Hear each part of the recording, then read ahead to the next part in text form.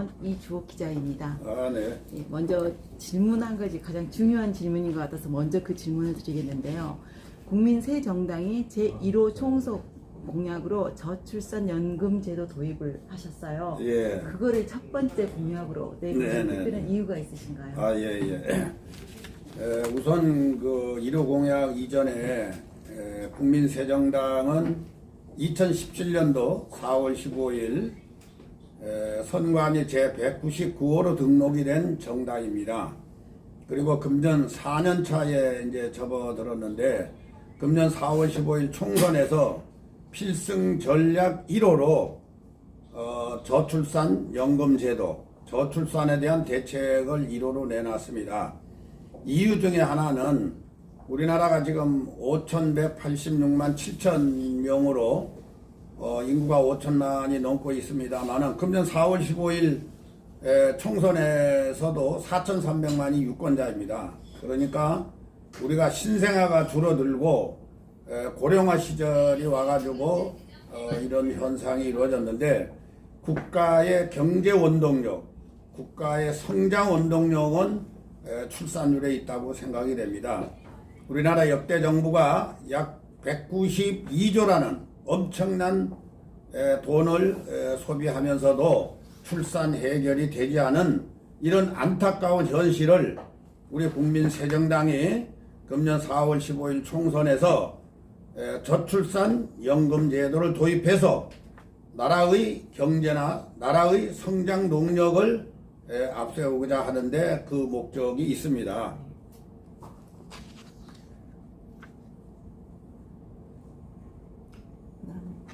중간 질문하라. 네. 그럼 저희가 이제 일단 신생아 단순한 인구 증가뿐만 아니라 이 아이들을 많이 낳음으로 인해서 저희 앞으로의 어떤 변화까지도 예측을 하고 계십니까? 원래 이제 그 나라의 그 성장은 인프라에 있다는 겁니다. 그러니까 우리가 지금 인구가 1년에 우리가 1명꼴이 안 되는 통계적으로 보면 0.98명 정도 되고 있는데 인프라가 줄면은 나라 경제도 어렵고 그 나라의 그 세계적인 시장도 위축이 되고 이런 어려운 현실에 있기 때문에 대한민국의 성장 동력이 인프라에 있다는 이런 사실을 알고 인프라 구축을 위해서라도 우리나라는 모두가 다 함께 힘을 합해서 저출산 정책에 대해서 힘을 합해야 되지 않겠나. 그래야 부강한 나라가 된다라고 생각이 돼서 선거공약 제1호로 내놓은 것입니다. 말씀 잘 들었습니다. 그러면 저희가 지금까지 저희 정부에서 저출산 대책을 전혀 안 하고 있지는 않았지 않습니까? 현재 1차, 2차, 3차까지 재원을 투입을 했는데 현재 189조 2천억이라는 원이라는 그 어마어마한 액수에 투자를 했는데도 지금 우리가 어떤 출산 장려가 전혀 되지 않은 이유는 어디에 있다고 생각하십니까? 그러니까 우리나라 역대 정부가 저출산 정책을 위해서 약 한 192조 원을 투자했는데 신생아 출생률이 줄어들고 있다는 사실은 저출산 정책에 대한 올바른 인식이 없고 또 저출산에 대한 대책의 실무진이 너무 빈약했기 때문입니다. 아까 제가 전자에 말씀을 드렸는데 신생아 탄생의 가장 중요한 요인은 의식주의 안정에 있습니다. 의식주의 안정. 근데 지금 192조 원을 투자해서도 의식주의 안정에 대한 대책이 전혀 없기 때문에 저출산 해결이 되지 않았는데 예를 들면은 현재 우리나라에서 직업별로 볼 때 저출산에 어려움이 있습니다만은 2.2명꼴 이상의 직업이 있어요. 이게 판검사 직업입니다. 뭡니까? 의식주가 안정이 돼 있는 거예요. 예를 들어서 아기를 낳고 1년이나 2년 있다가도 다시 복귀하면 정규직으로 전환하니까 충분히 신생아 출생에 도움을 주고 있는데 일반 우리 중소기업이나 소상공인들 이런 분들은 아기를 낳기가 어렵죠. 신생아에 대한 문제가 많이 있기 때문에 낳지를 않는 겁니다. 그래서 이런 정책을 국민새정당이 저출산연금제도를 통해서 확실하게 저출산 해결할 겁니다. 그 저출산 연금 제도로 구체적으로 뭐 이렇게 어떤 것을 구체적으로 예, 저희 이제 국민새정당에서 내놓는 저출산연금제도는 전자에 말씀드린 의식주를 해결할 수 있는 가장 중요한 요건이 뭐냐. 그래서 대한민국 남녀는 누구나 20살 이상이 되면은 연금을 보여야 돼. 저출산연금을 묻고 정부가 50%를 지원을 해서 결혼과 동시에 그 연금을 수령을 하고 신생아를 한 명이 됐든 두 명이 됐든 10명이 됐든 예를 들어서 초등학교 6학년까지만 연금을 수령할 수 있도록 하면은 신생아 성장에 아무런 문제가 없어요. 여기에 이제 덧붙여서 우리가 또 공약 내는 것 중에 하나가 청년들에게 반값 아파트를 제공하겠다. 요런 것도 저출산연금제도가 맞물려서 신생아 탄생에 도움을 줄 수 있는 제도인데 그건 이제 다음에 말씀을 드리기로 하고, 자관 국민새정당이 내놓는 저출산연금제도를 실현시켜서 대한민국의 저출산 해결을 하는데 앞장서려고 하는 게 국민새정당입니다. 네, 말씀 잘 들었습니다. 저희 정부가 그동안에 저출산 대책으로 제1, 2, 3차까지 어떤 그 재원을 계속 투입을 해왔는데 거기에 대해서 특별한 성과가 없었던 이유는 뭐라고 생각하십니까? 예, 지금 우리나라 정부가 약 15년 동안 국가 예산을 189조 약 2천억을 투입을 해서 저출산 장려 정책을 해왔습니다만은 실무적인 그 정책의 효과가 없다고 봅니다. 또 하나는 이제 전자에 말씀드린 신생아 탄생에 적절히 필요한 요인이 뭔지 이걸 정부가 제대로 파악을 하지 못했는데, 과거에 우리가 농업국가일 때도 뭐 5명, 6명씩 신생아가 탄생이 됐었는데 그 원인을 따져보면은 가장 중요한 게 의식구조의 확고한 정립이 있었습니다. 그래서 국민새정당은 만 20세 이상 남녀 누구나가 이제 저출산 연금을 부어서 예를 들면 결혼을 하면은 그 연금을 그때부터 수령을 하고, 그리고 초등학교 6학년까지만 연금 제도를 시행하는 겁니다. 이게 뭐 나이가 들수록 해도 예산이 부족하니까, 그래서 초등학교 6학년 졸업할 때까지만 연금 제도를 실시하면은 신생아 탄생에 대한 정책이 확실하게 효과를 거두리라 이렇게 생각이 됩니다. 그래서 국민새정당의 금년 4월 15일 총선에서 저출산 연금 제도를 통해서 나라의 경제 성장 그 원동력이 될 수 있도록 확실하게 한번 해내겠습니다. 말씀 잘 들었습니다. 감사합니다. 네. 잠깐만 해봐주세요. 이거 해봐주세요. 됐어. 아니 그 마지막 대목 전체. 정책역에서 그 말씀을 좀 다시 한번 해주세요. 전체 찍어줘, 전체로. 전체 배경으로. 마지막 멘트 한 번만 해주세요, 총재님.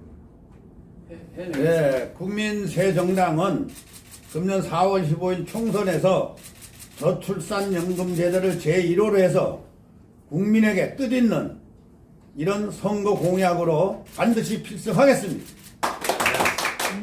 국민새정당이라는 어떤 정당 이름이 굉장히 예. 친숙하면서도 신선한 느낌이 들거든요. 예. 특히 이 국민새정당이라는 명칭에 어떤 특별한 의미가 있습니까? 예. 원래가 저희가 이제 2017년도에 그 국민희망 총연합이라는 이제 정당명으로 창당을 했는데 나라가 지금 정치가 이제 거대 여당, 거대 야당이 이제 쉬운 말로 독재 싸움으로 이렇게 하고 있어서 이 나라의 미래를 위해서 정치가 바뀌어야 된다.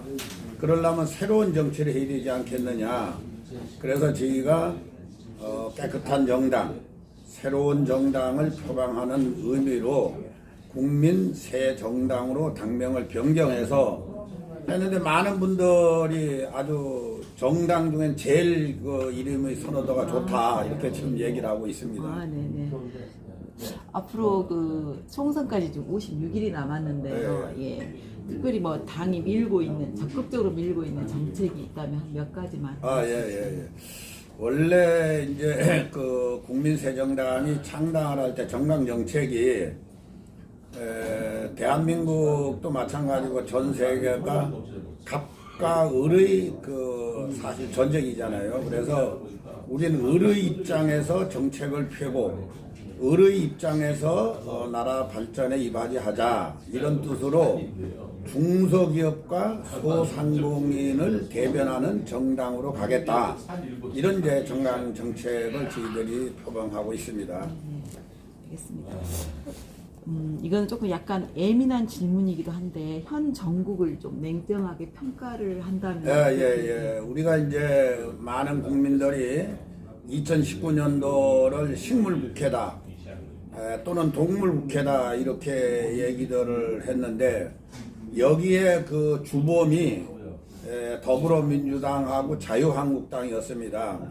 군소정당은 국회 입성이 안 돼 있는 상태고 하니까 더불어민주당하고 자유한국당의 기싸움, 패거리 싸움, 또 서로 기득권 싸움 때문에 작년 1년 동안에 서민경제 안건 16,000가지가 통과되지 않고 그대로 산적한 상태에서 패스트트랙 선거제도 갖고도 10달을 싸웠어요.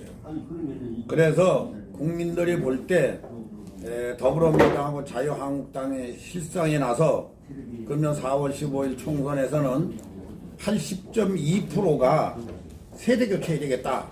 이런 이제 국민들의 여망에 따라 현재 대한민국의 정치는 혼돈을 가고 있는데 이런 정치를 타파하기 위해서 우리 국민새정당이 좀 국회로 가서 이런 식물국회를 방지해야 되겠다 이렇게 생각이 됩니다. 그러면 아까 첫 번에 말씀하시기를 국민새정당이라는 그 명칭이 굉장히 좋다 이런 반응이라고 말씀을 하셨잖아요. 예. 그러면은 그 앞으로 이런 그 국민새정당이 총선을 앞두고 어떤 특별히 뭐 국민들에게나 같이 또 정치권에 계신 분들한테 어떤 시너지 효과를 기대할 수 있을까요? 예, 국민새정당은 글자 그대로 구태에 의한 정치를 타파하고 새로운 정치를 해야 되겠다. 모든 국민들에게 작년과 같은 식물국회를 벗어나서 미래로 가는 정치, 그 다음에 희망을 주는 정치, 국민의 소리에 봉사하는 이런 정치를 하기 위해서 새롭게 태어나야 되겠다. 이런 거를 국민에게 부각시키고 금년 4월 15일 총선에서는 국민새정당의 그런 각오를 국민들에게 어필하고자 합니다. 그러면 아마 작년과 같은 이런 식물국회를 만든 그런 정당들보다는 국민새정당에 많은 국민들이 지지하지 않겠느냐 이렇게 생각이 듭니다. 네, 알겠습니다. 그 총선에 도전하는 그 후보로서 자신이 가장 내가 이것만은 정말로 다른 사람하고 차별화될 수 있다는 어떤 강점이 있을까요? 뭐 저는 지금 이제 우리 당에서 비례대표 후보하고 지역구 후보를 내고 있는데 국민새정당 당 대표 입장에서 내가 총선에 나가야 될지 안 나가야 될지는 조금 이제 더 이제 검토를 해야 되겠습니다만은 제 입장에서는 국민새정당의 후보들이 어떤 방법으로 있든 국회에 입성할 수 있는 이런 대안, 이런 정책 이런 거를 내놓고 우리 후보들을 당선시킬 수 있는 최선책을 지금 다 하고 있는데 그 비결은 몇 가지가 있습니다만 오늘 이 자리에서는 발표를 안 하겠습니다. 네. 그러면 제가 그 공천자 어떤 기준을 갖고 공천을 하시겠냐는 질문을 드리려고 그랬는데 어떤 비결을 지금 그거는 저희가 이제 정강 정책 자체가 중소기업과 소상공인을 위한 정당이 국민새정당이다. 네. 이런 우리 정강 정책을 갖고 있기 때문에 우리는 갑보다는 을의 입장에 있는 분들을 후보로 공천을 합니다. 다시 말씀을 드리면은 서민을 감동시킬 수 있는 서민, 이런 분들, 또 아니면은 20대, 30대, 40대의 젊은 여성들, 이런 분들로 공천을 해서 과거의 지금 이제 더불어민주당, 자유한국당 기존 정당에 4선, 5선, 6선 하는 그런 구태의연한 정치인들을 물갈이하고 완전 새로운 정치인들이 나타나서 대한민국 발전에 이바지해야 되지 않겠느냐. 그래서 을의 입장에 처한 후보를 내려고 합니다. 네, 알겠습니다. 그럼 마지막 질문 드릴게요. 유권자들에게 혹시 하시고 싶은 말씀 있으신가요? 아마도 금년 그 4월 15일 총선은 아마 그 총선 혁명이 일어나지 않겠느냐, 이런 생각이 듭니다. 지금 언론 보도에도 보시면 알겠습니다만은 당이 3개, 4개가 이합집산으로 흩어졌다, 다시 모였다, 선거철만 되면은 철새처럼 모여들었다 헤어지는 이런 난잡한 정치 현실을 우리 국민들은 다 알고 있습니다. 그러니까 세계 어느 나라가 됐든 간에 정치가 혼탁하고 정치가 무너지면은 나라가 어려워지는 거를 뭐 우리 국민들도 현명하게 판단을 할 겁니다. 그래서 아마 이번 4월 15일 총선은 우리 국민들이 거대 여당 더불어민주당, 그다음에 또 통합이 되는 지금 미래통합당을 제외하고 새로운 정당, 우리 국민새정당, 이런 군소정당이 국회로 입성을 해서 좀 더 깨끗한 정치, 좀 더 부강한 나라를 만들 수 있는 정치를 할 수 있도록 아마 국민들이 현명한 판단을 해서 우리 국민새정당에게 표를 많이 몰아주지 않겠냐, 이런 생각이 듭니다. 네, 감사합니다. 예. 수고하셨습니다.